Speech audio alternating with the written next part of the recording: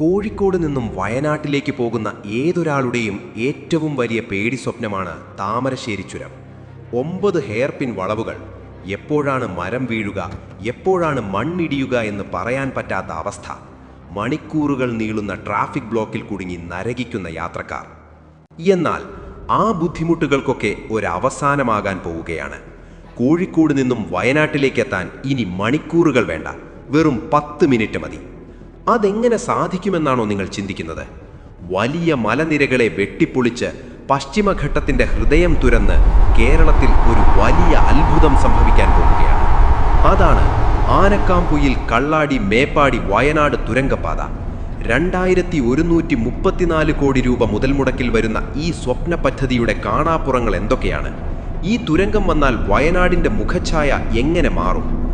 ആദ്യം തന്നെ എന്താണ് ഈ പദ്ധതി എന്ന് നമുക്ക് നോക്കാം. കോഴിക്കോട് ജില്ലയിലെ തിരുവമ്പടിക്കടുത്തുള്ള ആനക്കാംപൊയിലിൽ നിന്നും തുടങ്ങി വയനാട് ജില്ലയിലെ മേപ്പാടിക്കടുത്തുള്ള കള്ളാടിയിൽ അവസാനിക്കുന്ന രീതിയിലാണ് ഈ പാത വിഭാവനം ചെയ്തിരിക്കുന്നത്. ഇതിന്റെ ഏറ്റവും വലിയ പ്രത്യേകത എന്താണെന്നറിയാമോ? ഇതിന്റെ വലിപ്പം തന്നെയാണ്. ഇന്ത്യയിലെ തന്നെ ഏറ്റവും നീളം കൂടിയ തുരങ്കപാതകളിൽ മൂന്നാമത്തേതായിരിക്കും ഇത്. 8.11 കിലോമീറ്ററാണ് ഈ പദ്ധതിയുടെ ആകെ നീളം.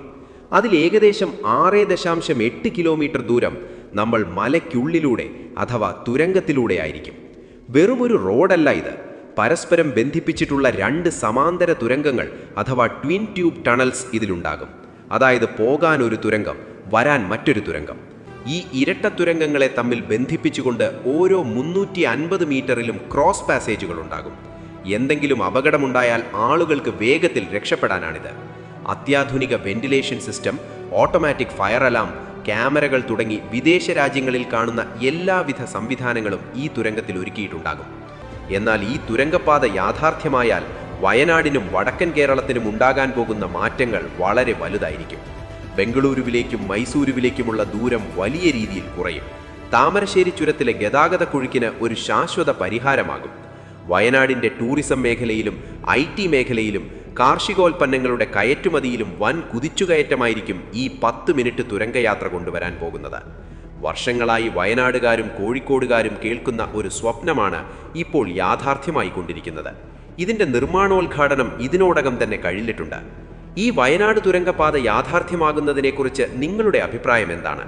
ഇത് കേരളത്തിന്റെ വികസനത്തിൽ വലിയൊരു കുതിച്ചുകയറ്റമാകുമെന്ന് നിങ്ങൾക്ക് തോന്നുന്നുണ്ടോ? തീർച്ചയായും നിങ്ങളുടെ അഭിപ്രായങ്ങൾ താഴെ കമന്റ് ചെയ്യുക.